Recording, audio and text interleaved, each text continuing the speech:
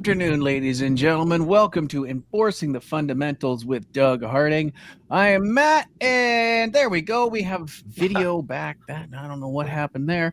And I am Matt, and of course, we're sitting here with the namesake of the show himself, Doug. Doug, you look like you're back home. You're out of Alberta, the middle of Alberta. Yeah, How's quick how tri- was that for you? quick trip to Alberta.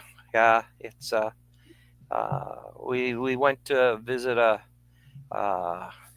almost a family friend of Jane's. She calls her sister of another mother, and she's like all of us getting older and having some health problems, and we wanted to make sure that we got to see her. So she it was uh, it was a very informative visit. So yeah, and then the trip was awesome. Coming back, we didn't take the electric car because 3 or 4 hours stopping recharging. So we Mm-hmm. took the truck and we did it pretty quick. Actually, it went very well. Banff or not Banff, but Jasper was nice to see.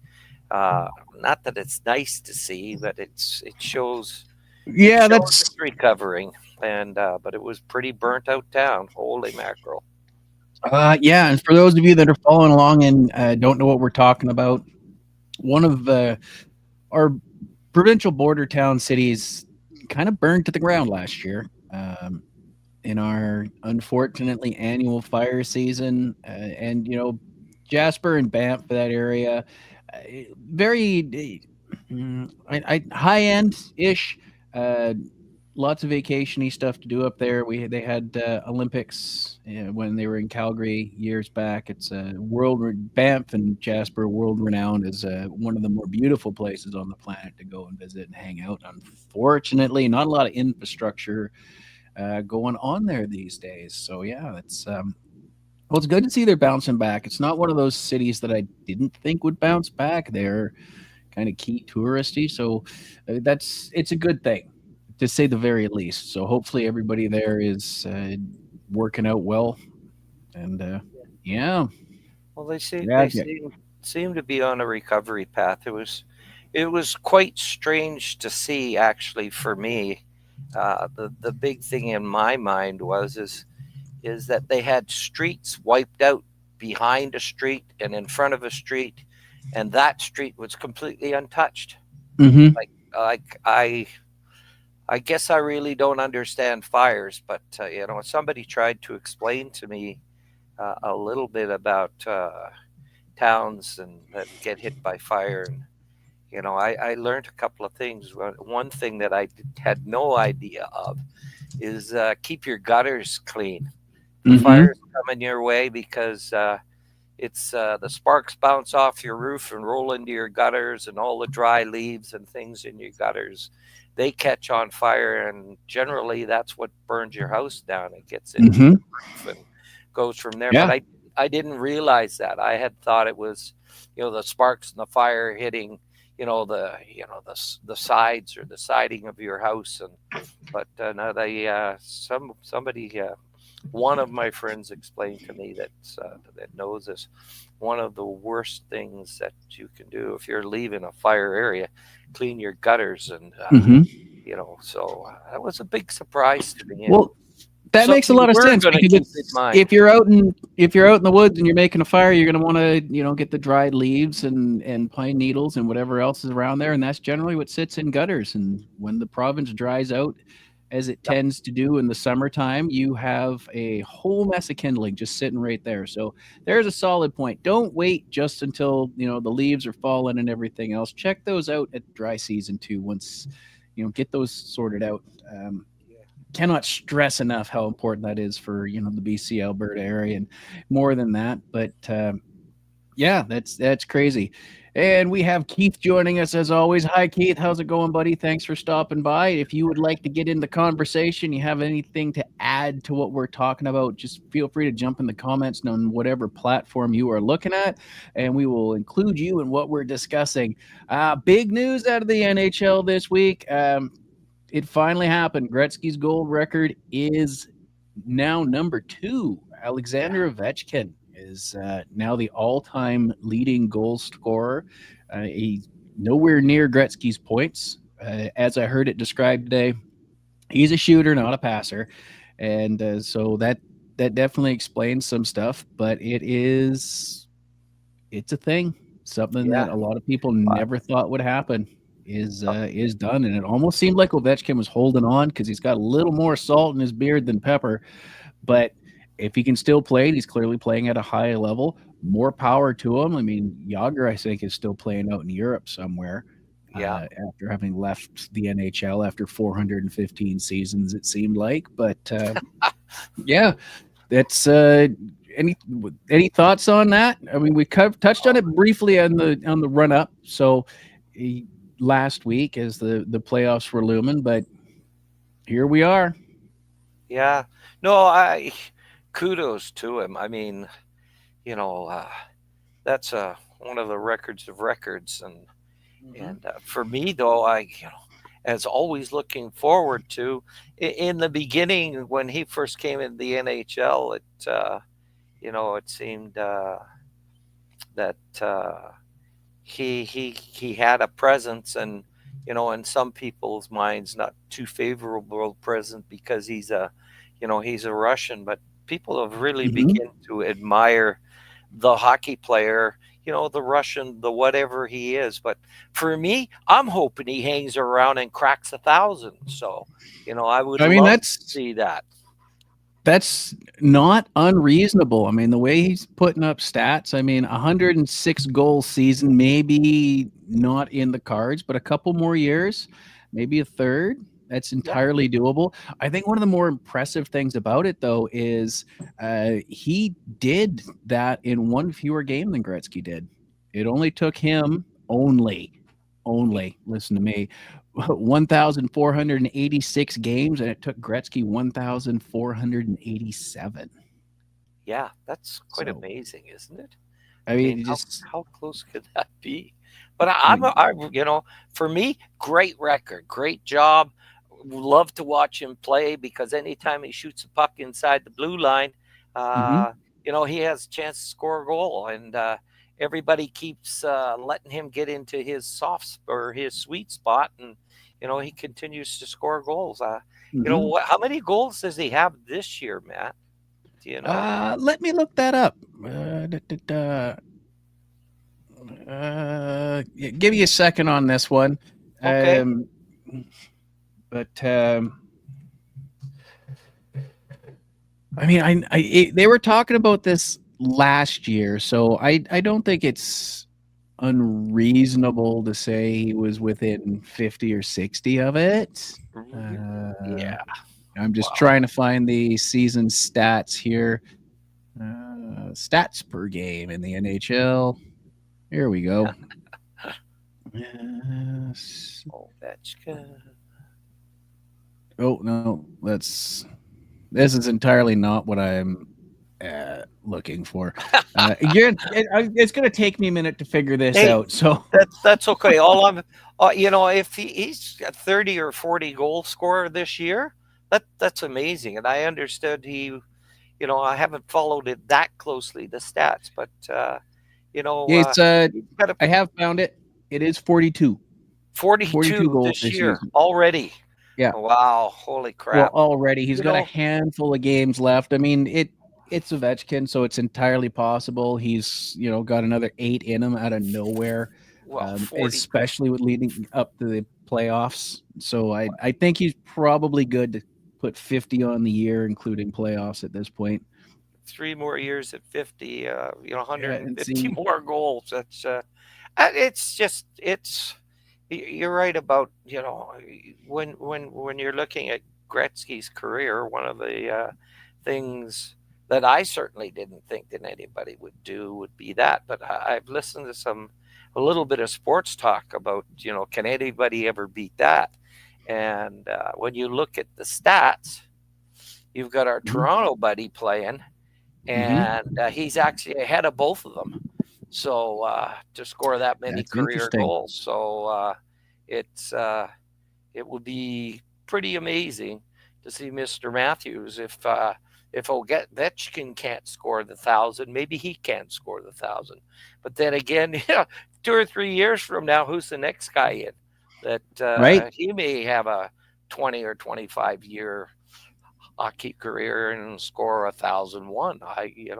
I guess records are made to be broken, and although sometimes it doesn't seem possible, I'd like to see somebody. I would be. I hope to live long enough to be able to watch somebody start to get to Gretzky's scoring Points. numbers. Period. Mm-hmm. Goals and assists. That would be some kind of That's hockey player. well, there is a big gap in that one still. Hmm. It's because Gretzky was a passer, especially in later in his career, and you see guys like Austin Matthews out there shooting the lights out and bagging the goals. And Sarah has chimed in with 42. She's beat me slightly to it, but I have my eyes on a second screen. So thank you, Sarah. Thank you, Sarah. Um, my semi-professional Googler, ladies and gentlemen, she's wonderful. I love her around here. She's all sorts of great for the comment section and being able to pull things. It, that probably sounded weird. Anywho, moving along. Yeah. So, but the thing is, you can be on track for these things mathematically, but that doesn't take into account things like: are you going to get those extra games in the playoffs? Are you going to be injured? Yeah, Which is that's the big one. yeah. Sidney Crosby, like I was thinking back to the beginning. You got Sidney Crosby Mm-hmm. and Ovechkin battling at the beginning of their careers, and everybody saying how much further ahead Sidney Crosby, is. He's better. He's a Canadian. Sidney Crosby has a phenomenal record, and you know he's assisted his teams in getting to the records in terms of wins and Stanley Cups. And Ovechkin got to a Stanley Cup, and he may have another Stanley Cup this year. So, when you run the comparison Mm-hmm. between their careers, it's quite amazing.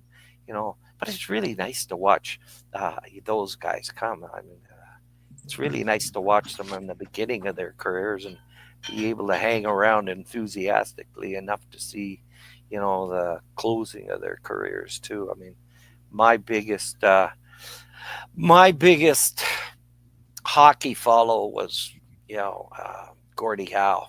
And I Mm-hmm. mean, when he finished with the Detroit Red Wings, I kind of thought, oh well, Gordie Howe's amazing. Nobody will ever do what Gordie Howe does, and then you got Wayne Gretzky. Nobody will ever Mm-hmm. do more than what Wayne Gretzky And will you do. had Bobby Orr in between them. And I had a bit of an opportunity to watch Bobby Orr as a Mm-hmm. junior hockey player, and he was outstanding. He was a phenomenal hockey player, and when you And as consider Jeff he is had pointing out, Crosby is being overshadowed by that goal record. Crosby's coming in with 30 goals this year. Mhm. That's He's still not a. pretty good. It's still pretty solid. I mean, we have at the very top of the list, above both of those boys, we have Leon Dratzel out in Edmonton that's got 52, and then it's quite a leap down to Nylander in Toronto, who's got 44. So we got one sort of out ahead, and that's you see that sometimes. It's not always a neck and neck race, but I mean, Well, it's that's what makes McDavid, like Gretzky had a lot of really good goal scorers play with him, which allowed him to accumulate, mhm, points. I mean, he was a goal scorer in the beginning, and then he played with people that he really knew how to play with, and mhm. yeah, his career points that those are pretty phenomenal. You know,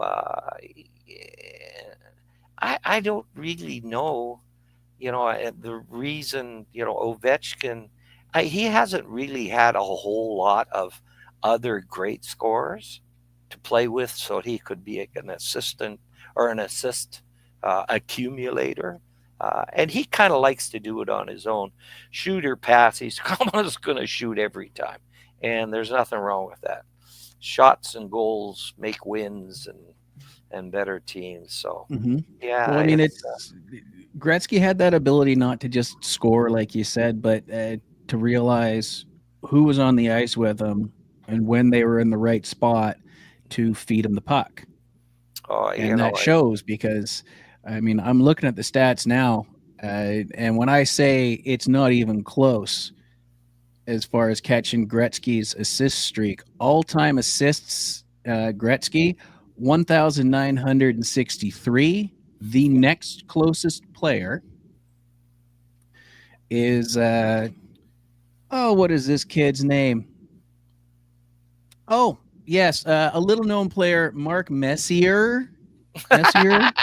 yeah, you better not Oh, beat that name up, no, Mister I'm. Messier. Yeah, no. Actually, no. It's Ron Francis. Is it Ron? With it is Ron Francis with 1,249. Messier's got 1,193. Wow. So I mean, it's not even close. It's 700 assists away from his next closest guys, and we go down, and not a whole lot of guys on this list are left active. You got the top few guys: Gretzky, Francis, Messier, Bork, Yager, Paul Coffey, Joe Thornton, Adam Oates, Steve Yzerman, and Sidney Crosby. And then we get into Mr. Howe. Yeah. So, Yeah.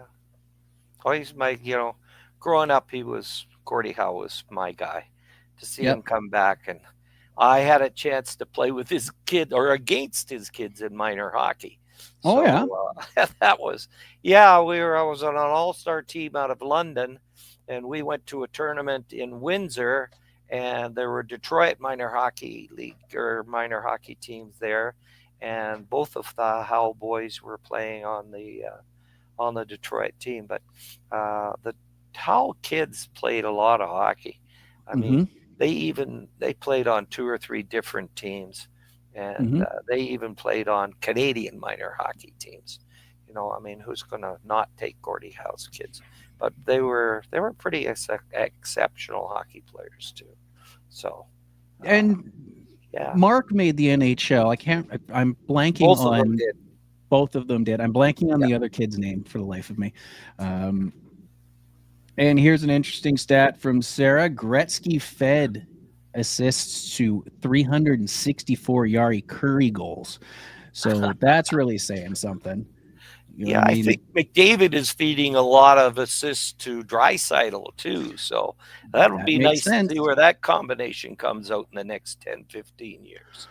And that's not an underrated quality of chemistry with your line mates. I mean, Vancouver saw it with the Sedin twins, but that was a very rare combination of not just having brothers but twin brothers. And there's something about twins, whether it's just the biological, the chemistry, because their brains function the exact same way, or whatever other supernatural thing you want to add to it. Very rare to have them both on the same team feeding each other like that. But when you look at some of these other combinations over the years, like Yager and Lemieux were, one of Yep. those deadly combinations, and Yep. it's just one of those things where if you have the chemistry and it's almost like sometimes you don't even need to see them visually. It's like, I'm pretty sure he's over there. Oh, look at that, we scored. I think you're right. They get to feed out of the same. Well, they lived together their whole life. Day in Mm-hmm. and day out. They played a sport where they played a lot of it, and they got to play together. Almost their entire life.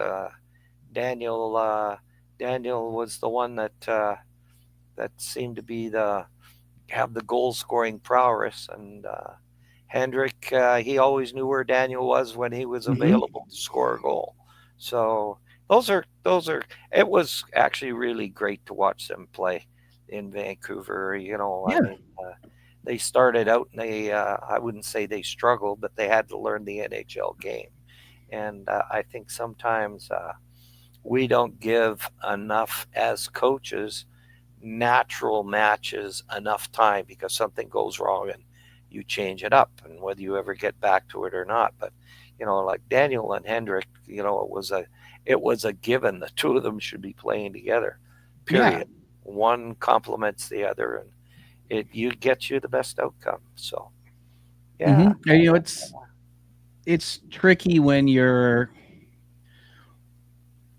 have two players, and Vancouver drafted them both, and Boy, that save Brian lead-up Burke had to for be that. interesting trying to get picks close enough together. Like, I don't remember how it went down for the life of me. I wasn't paying that much attention to it. But to be able to pull that off, and as far as draft pick order, because a lot of the times you're far apart from your extra picks. So for them to be picked up like that, the wheeling and dealing in the offices had to be just incredible. Um, Yeah, I mean, I've heard the story a couple of times, but getting older, trying to remember all the ins and outs. But mhm, yeah, I think Vancouver had, I don't know, it was the number 3 pick, and they traded to get the number 5 pick. mhm. And I think, and I could be completely wrong about this. You get to be 900 years old, you forget a few things. But I think Vancouver picked Daniel first, and they made enough trades to get, it was either the next draft pick or the one after that, and they picked up Hendrick. Yeah. Now, is that story's wrong? That's okay. you know, It's close enough. it's close enough, and you know, have those two guys in the city of Vancouver was phenomenal. Like, they just gave so much to the community. So no matter whether they're hockey players or not, we appreciate how far and how well they did for the Vancouver Canucks. But I Mhm. see them living in Vancouver and continuing to do, you know, awesome community work after awesome community work, just Oh, again and absolutely. again and again. So thank you, Brian Burke. I'm pretty sure Brian was the general manager that brought them there, and it's uh, it's been a godsend for the city of Vancouver. Yeah, I Those mean, they're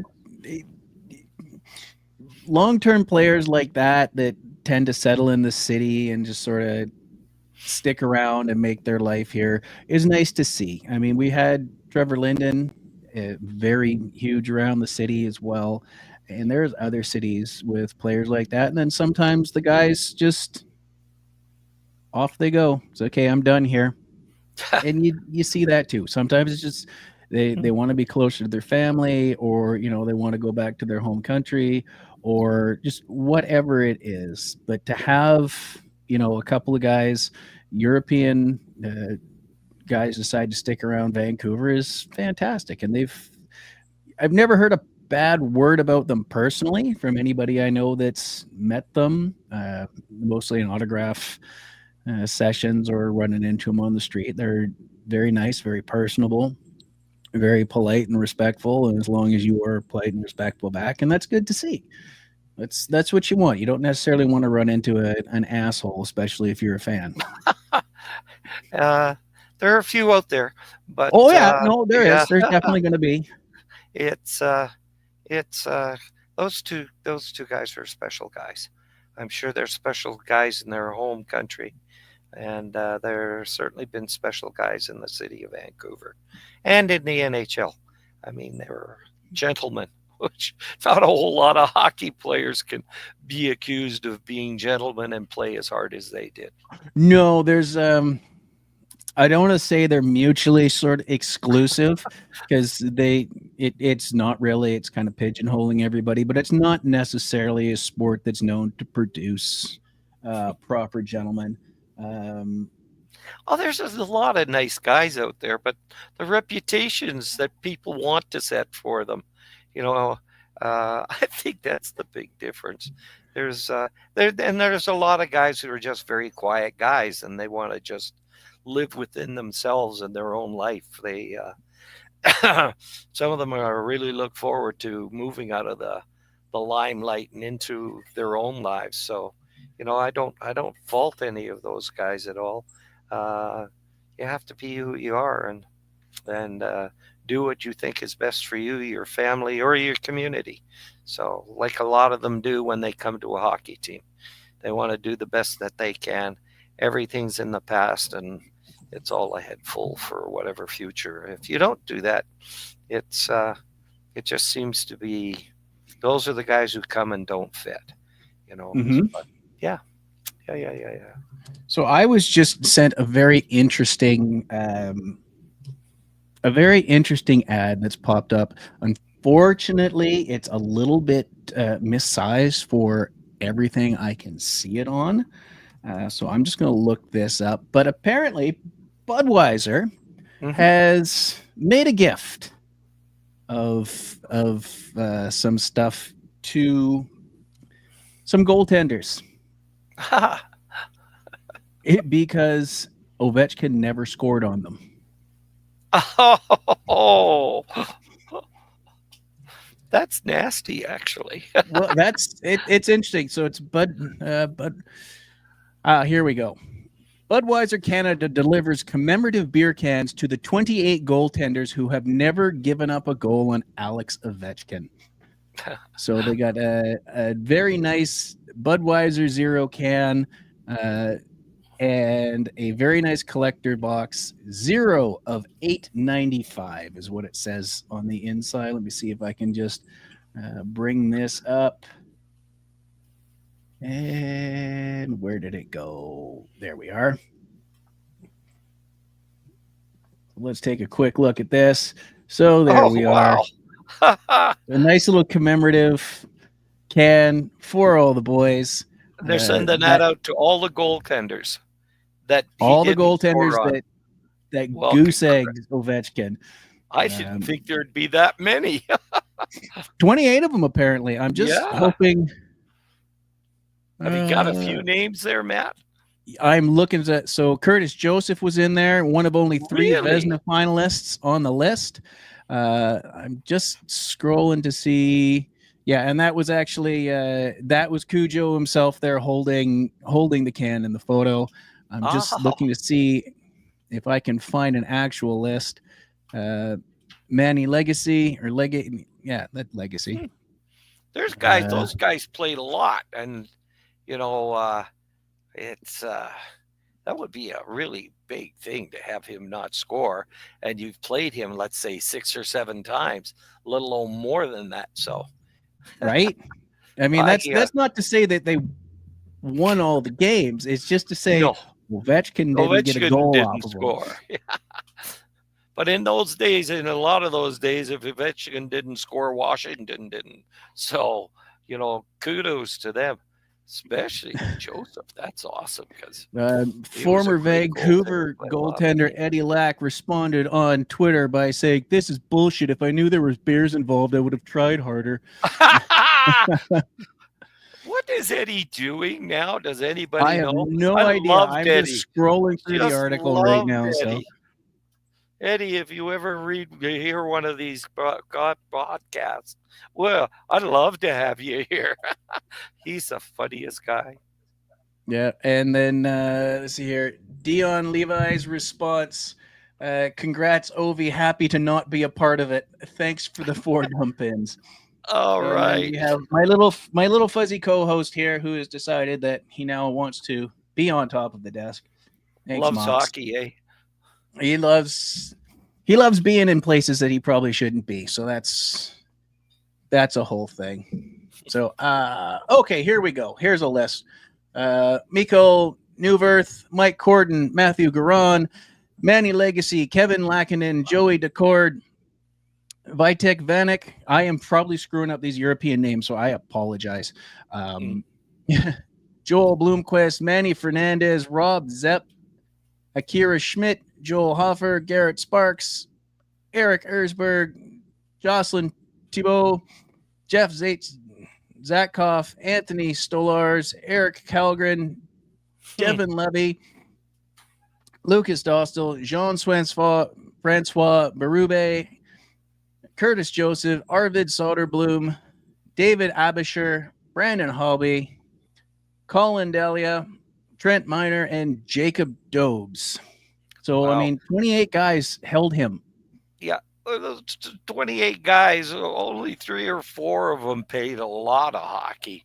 But still, if you played in a game with Ovetchkin and he didn't score, congratulations, you deserve a beer. I mean, especially if you're not that Hall of Fame goalie. Yeah. Now, you might have only played one game or one period or one shift against them, but yeah, you didn't Yeah. get got. Yeah. So Hey, that's you got a beer. There's and a you got price for everything. yeah, and Sarah is saying that Cujo only had 2 shots on goal. Doesn't matter. Um, but that's exactly what I mean. It's like he may not have had 1,000 shots at you, but how many goalies only had 1 shot and didn't make the list? Yeah. And Jeff making the point. Yeah, several of them, that's their only accomplishment. But man, they may not have the ring, they may not have plaques, they may not have the Vezina trophy, but they have this cool beer can and a story, Yeah, they right? sure And hey, do. and that exactly, a beer is a beer. You know, I recommend swim up bars for that personally, but that's Jeff and I got to do that a couple months ago. Alrighty, so let's take a look at our playoff standings here as I'm going to close a bunch of windows I have open. So the playoffs, while mathematically are not set, No. probability wise, we're pretty well set here. So the Capitals, the Leafs, the Hurricanes, the Lightning, and the Panthers in the East are confirmed. So we got 4 teams. And it is a really tight race for the last 3 spots between the Senators, Devils, and Canadians. The Canadians sitting at 85 points, and the Devils and Senators are separated by 1 point with 90 and 89.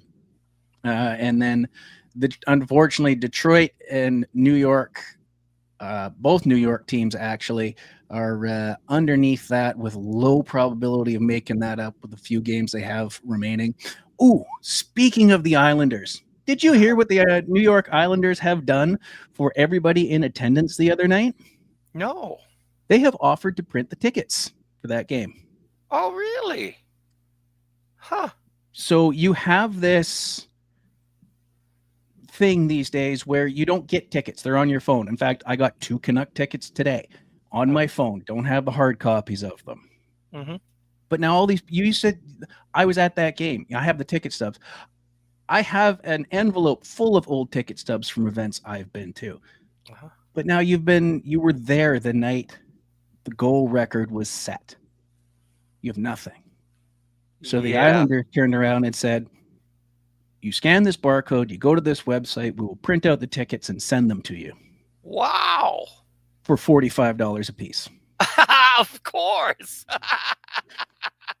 But it's still, I mean, 10 years from now, that's somebody going to pay $100 for it. So, if it's all about economics, but hey,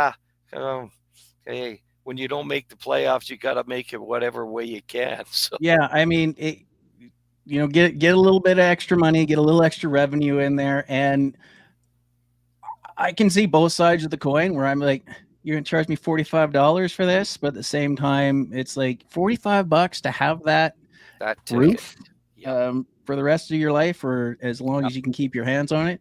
That's not terrible. God knows same price they paid for the ticket. Thank you, Jeff. If there's only $45 for a ticket, I'm going to New York. It's not in Vancouver for $45, that's for sure. But and then Jeff also pointing out the Blues have a wonderful winning streak going on, and they're almost my Stanley Cup favorite. Are they? See, I was gonna get to that. Yeah. Oh, sorry, I jumped the gun. Well, here. That's fine. You jumped right ahead. They are just rolling. They're on the same kind of run they were when they won the Stanley Cup.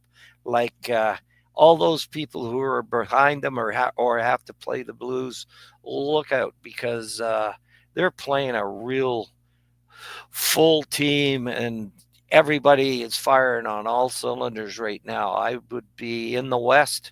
We're talking Las Vegas and Edmonton and, whoever else we're talking. I would do just about anything to avoid having to play the St. Louis Blues right now. Well, I mean, it's fun that you've said this because I ran across something last week that I'm going to share with you. St. Louis, have you heard that they do have a new locker room leader? They have a new pep guy behind the scenes in the locker room. No, who? Well, let's see if you recognize him. Ooh, Oop. that's not what I want. That is the wrong image. Anyways, Joe Boo is the St. Louis. Oh, all right. I always loved his haircut. So Right? So St. Louis has got that good juju going. They got Joe Boo hanging out and doing stuff for him. That I thought that was fantastic. yep. Yeah, Well, see, you got a big fan in Jeff right now. Um, thanks for tuning in, buddy, and jumping in the conversation. We appreciate that. So, hey, I mean, if Joe Boo's working, it's it's not problematic for me.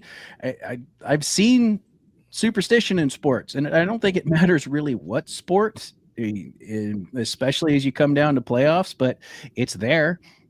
well, motivation is motivation, Matt. Whether you think Mm-hmm. it's a doll, or whether you think it's putting on your right skate before your left skate, or whether you think it's using, white tape only halfway down your stick, it's all Mm-hmm. about what motivates you to be better. And if you found something that makes that go, who in the Yeah. world should have the right to say, "Oh, that's just superstition"? You know what? If it works, it works.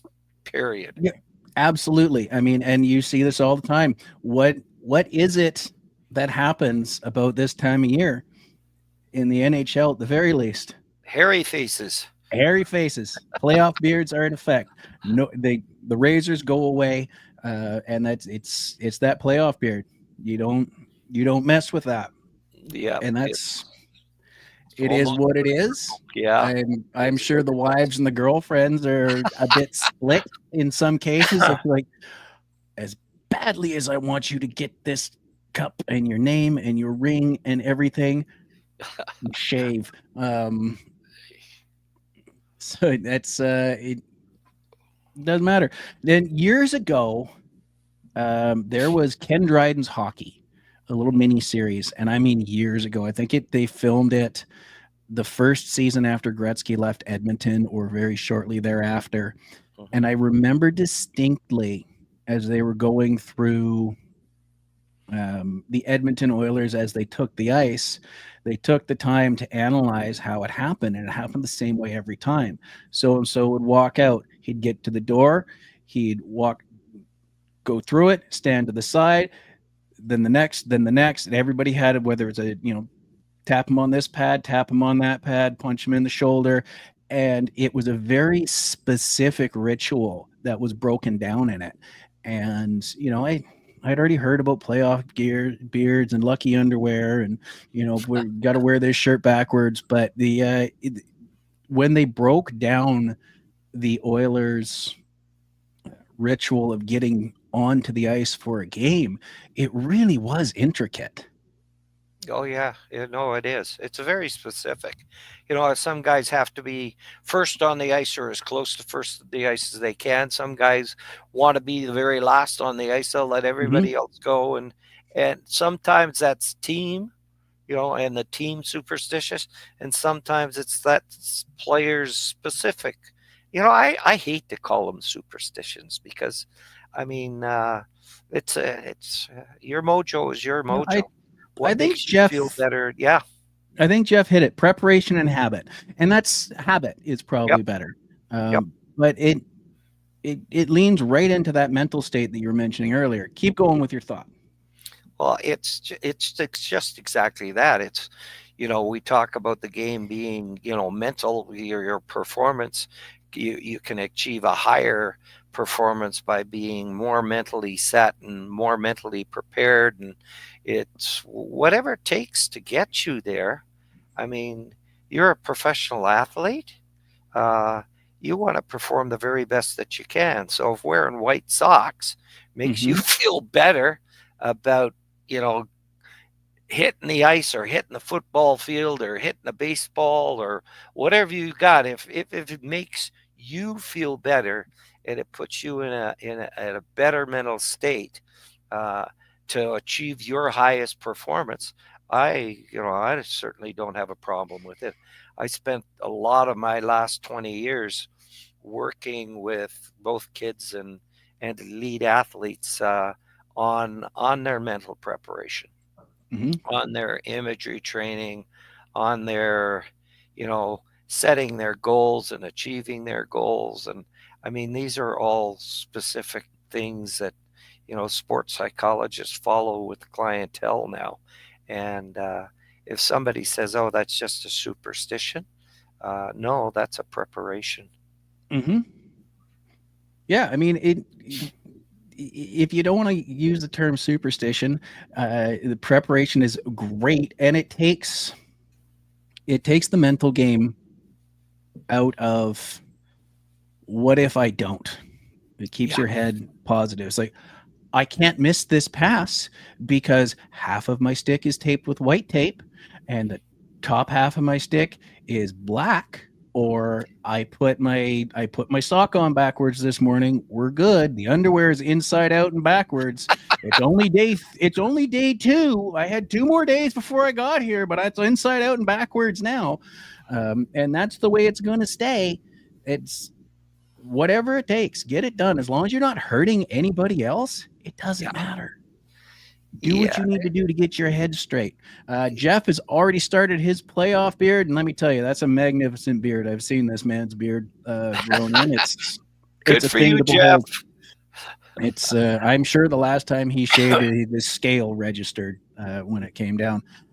So let's take a quick look at the Western. So the Winnipeg Jets, Dallas Stars, Vegas Knights.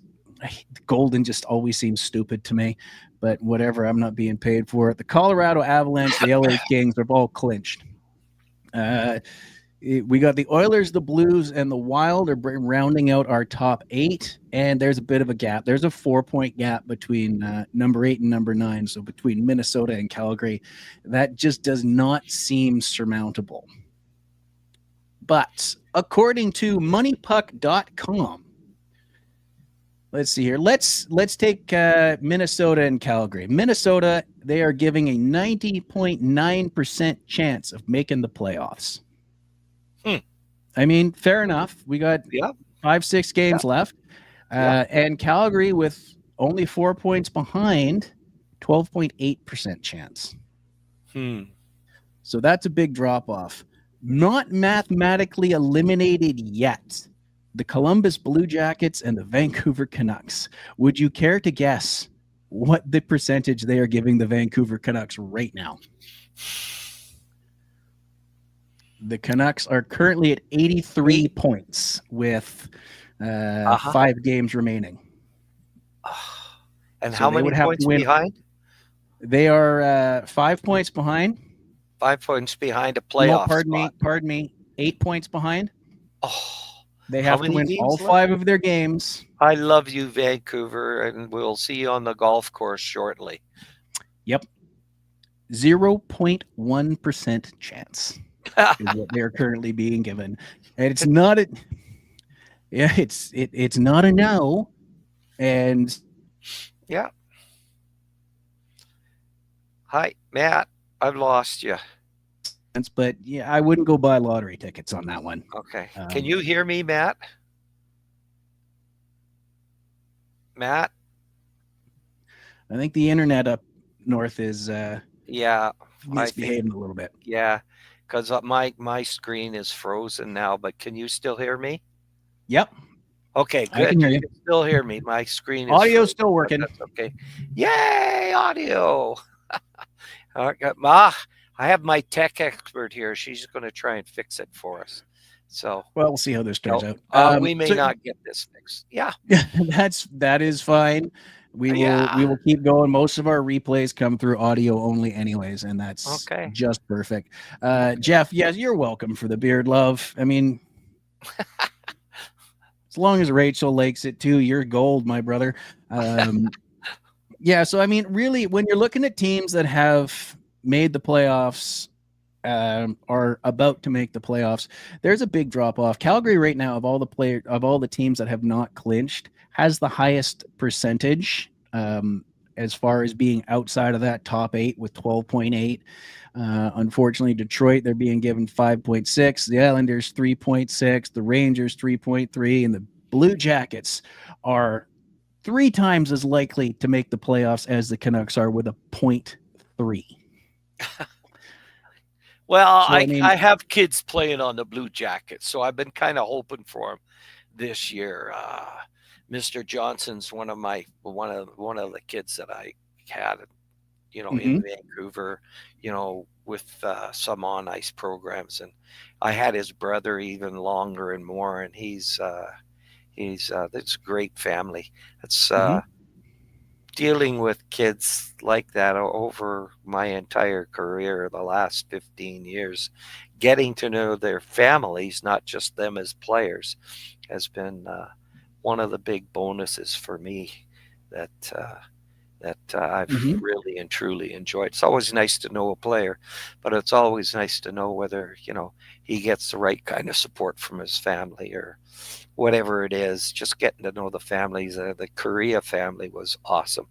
I got to know Paul when he was playing before he left to Penticton because I knew his coach Danny Chan, and I got to know Martin and Steve playing in minor hockey and doing elite summer hockey. And well, I mean, his mom is just an awesome, awesome lady. So getting to know the families of the players has been really crucial. I feel that could be kind of key for keeping an eye on what may or may not be getting into their head elsewhere. And you really got to know Martin because he played with Greg for 2 or 3 seasons. Yeah, and he played. I feel like it was more than 1 year. I think sure. Greg and Martin went to Edmonton for that brick tournament when it was only a couple of years old, and lo and behold, at that tournament, one of the really great things about it is each one of the teams that went to the tournament, because the Oilers were a little involved with it, because it was the brick. And the Brick was a big sponsor in Edmonton. They had an Edmonton Oiler player attached to the teams. He'd come in and do pep talks and visit them almost every game before and after. And Greg's team, basically, it was Mark Messier. So I have Mark Messier come into the dressing room before the game, pep the kids up and shake some hands and, stop by to either, say, gee, sorry, guys, or great game, guys. It was, not that they had spent a lot of time, but I'm pretty sure the kids appreciated it, but boy, I did. Oh, God, yeah. Because I used to run a number of tournaments for NHL guys, and a lot of even the NHL guys that we were running tournaments with their names on it hardly ever showed up. Another really good guy that used to show up all the time with Garth Butcher. We used to run Garth Butcher spring hockey tournament, and we had teams coming from everywhere for it.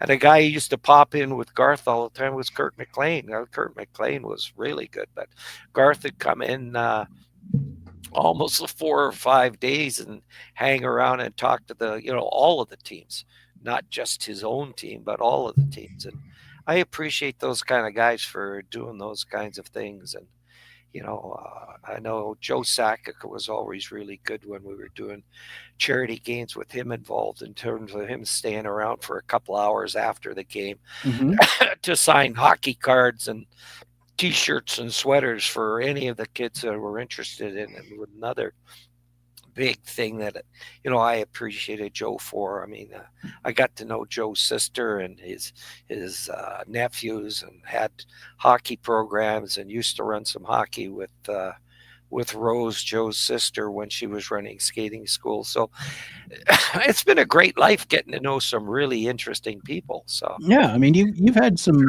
really decent rubs. We have to pull some of these contacts out of our bin here as we move along, and see if we can't get a guest or two to come and join us.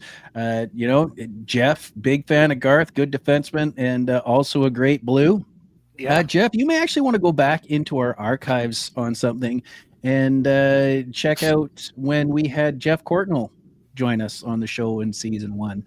That was fairly informative too, and he was a good blue for you. Yeah, so I He mean, loved it in St. Louis. Actually, he Jeff, did. I gotta say, every NHL hockey player that I know that played in St. Louis, almost all of them said the place that they liked to play the most in, or the place that they loved to be in the most, was St. Louis. Like Jeff absolutely loved it in St. Mhm. Louis, and I wished his hockey career had been a Now, was few that years longer. now was that the now is it the fans? Is it the team structure? Is it the city? Did anybody No, really no, elaborate on that? nobody's ever said they just love playing in St. Louis. All right. I'm certain it has a lot to do with the city, has a Mm-hmm. lot to do with the lifestyle. It has a lot to do with how the community received them once they were players. Like, And Jeff is chiming in saying the Solomon family, which I'm assuming are the owners, took great care of the guys in the beginning. So that could be it too. You're yeah, showing up and you're being appreciated by the people that are paying your salaries, yeah. and very Never been passionate to fan St. base. Louis, but before I before I pass along, I would love to for NHL cities. Mm-hmm. I mean, I got a chance to play some of my hockey in Boston, and got plans to play sometimes in Detroit, and I've been to Colorado. As an invitation from Joe Sakic for my Oh, team when they were playing in Colorado. They weren't even in town, but Joe set it up so that the team could go through their dressing room and the arena. And, NHL players, a lot of them, if you ask to, are only too willing to give back. But the one place that I would really love to go and visit one day is St. Louis. I think just from everything that every hockey player that I know has been there has said about the city and about how they get treated. And win or lose, they've said St. Louis has been one of their best career experiences. well, that's fantastic. Jeff spent some time doing most of the games were at the old Checker Dome. So, I Mhm. mean, it sounds like a wonderful. Oh, well, there it is. Back in the 80s, Dad had season tickets. There you Well, there you go. go. Your That's dad's a smart guy. it's that 80s hockey was something to behold, man, especially if you were a big fan of cheering for goals. Unless you were Yep. on the wrong end of it, because boy howdy, you that 80s hockey, sometimes goaltenders were turned into Swiss cheese. Um, It, and it was kind of apparently an hockey interest. took Yeah. took hold very quickly in St. Louis. So, I Yeah. mean, that's a big wrestling city. So they do like it when they get, the sports and the entertainment get roughed up. Was it not was it not the St. Louis Blues that made it to the Stanley Cup first for all of the expansion teams? I think so. Jeff, Jeff, tell me. I'm sure he Yeah. knows. We'll give him a second here. Yeah. Um, so yeah, it looks like our playoffs are. Yeah, here he is. Big goals, big hits, and big fights. Oh yes. Oh, the fisticuffs back then. Let me tell you. Now I'm not saying that there was anything going on. I would have been different, but some of the guys may have. I'm not going to say a performance enhancing drug, but there have been stories. Mm, So here we go. First 2 seasons they made it Montreal and Boston. yep. So there you go. Yep. It's you know what? It's been a historically, received, and seems to be deserving of the reputations that it has. So Hmm. I'm uh, I'm all for Oh yes, making that's that right. visit to that town someday. And St. Louis was the other jersey in the flying oar photo. Yes, it was. It was. How about So that for a famous picture? And I think actually most of the jerseys in that picture, except for one, were St. Louis yeah, you jerseys. know what? I think so. If memory serves, I'd have to look that one up again. But yeah, I mean that may be the most famous hockey picture ever taken, and boy, howdy, does it deserve to be! Like, Well, We all He, knew that Bobby Orr could fly. So well, this was different. This was slightly different and great form. He stuck the landing. Uh, that's all you can really ask for. It's especially when he's flying through the air, and the equipment was. I'm not going to say worse, but it was different. It wasn't as yeah. much of it. So I mean that could have been a problem itself, but that's that excitement of getting that goal when that clutch goal when you need it, and it, the luckiest photographer in NHL photograph history happened to be right there. So Yeah. what can you do? All right, so St. Louis, you're looking to come have a strong showing in the playoffs. Is there any particular players you're looking at as look like they're going to have a really good playoff? Uh, well, I mean, it's playoff time. All the top players and all the top teams are going to make a difference in what the outcome of these games will be. I mean, Draisaitl and McDavid and Edmonton, are going to be, a big part of how far that team is going to go. But they have a good team. They seem to have not been the team that they could have been most of the year. And I mean, I personally know a couple of other guys that are on that team, and their years haven't been exactly what they expected or what they wanted them to be. So, and Winnipeg has had an awesome year. My question is they always seem to not be the same team when they hit the playoffs. It'd be interesting to follow them to see if they can be the same team during the playoffs this year as they've been all season long, because game in, game out from the beginning of the year to the end of the year, which is close here, I think Winnipeg has probably been the best team that that I've watched. And then you got a Colorado who didn't do too much in the beginning of the year, and they're just picking things up. But St. Louis was well impacted into the middle or lower middle, and they've coming out of that, and they're coming out of that Oh strong. yeah, they're finishing strong. And the Edmontons, and they're battling 60 minutes every game, every player. And when you have that, there's just some amazing things that you can do. And with the way St. Louis has really played, going to the Joe Boo thing, I almost wonder if there's a cutout of an owner in the dressing room, and they're peeling away pieces of it as they get those wins, major league style, because that is the streak they're on to close out the season strong and set themselves up for this run is pretty impressive. It really is almost like they have a screenwriter for it. So we've mentioned Winnipeg. Also, just on a side note, how good for the people of Winnipeg to go so long without hockey, and then they have the top team in the league right now. So that must feel good for a community that's basically gone dry. Yeah. So Winnipeg fans have been very supportive of their team, and economically, a smaller town like Winnipeg's a fair big town, but I mean small in terms of NHL cities that are 20 million. So for them to continuously stand between for the team, win or lose, be behind them 100%. This year, it kind of looks like they got it going, and it'd be really interesting to see if the Colorados, Edmontons, and Las Vegas I mean, those top four. I mean, oh my God, what a hockey season! What a playoff season it's going to be. For all of those people. And I mean, Edmonton is going to finish a little lower than what they should. They're going to play a top team fairly close. It almost sad to see that one of them is not going any further. I mean, Edmonton and St. Louis are right now are tied with Edmonton currently taking the 6th spot based on other stats. But they're tied for points right now.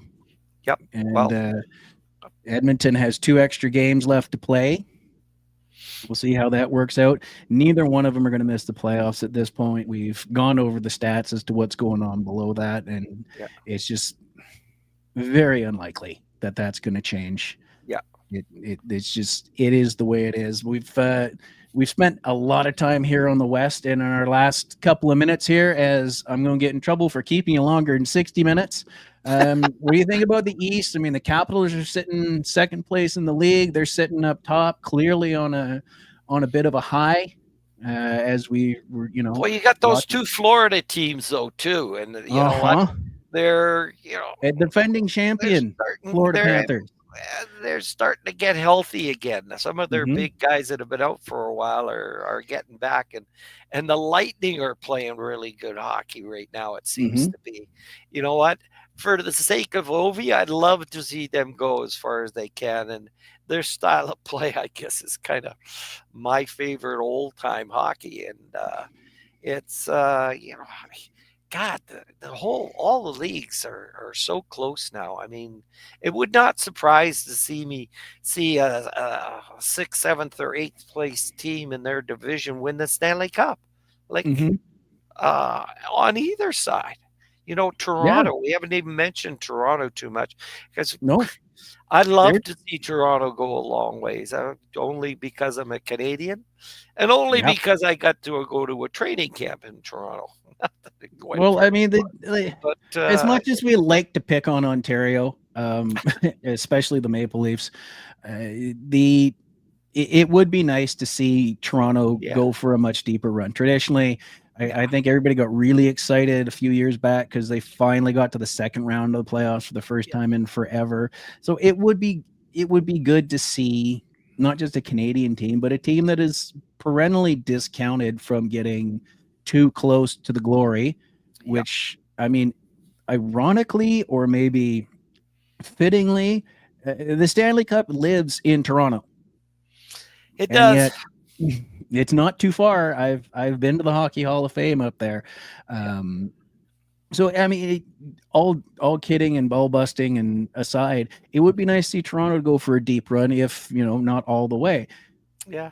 And then we got, I mean, the Senators are in there. They're not in danger of missing anything. The Canadians sitting in the eighth spot, but I don't see Detroit pulling 6 points out of this. And It's nice to see the Canadians kind of come back. I mean, when I was a kid, I was always uh, a, a Maple Leafs fan, but I used to watch the Montreal Canadiens teams of old times when they won. mm-hmm.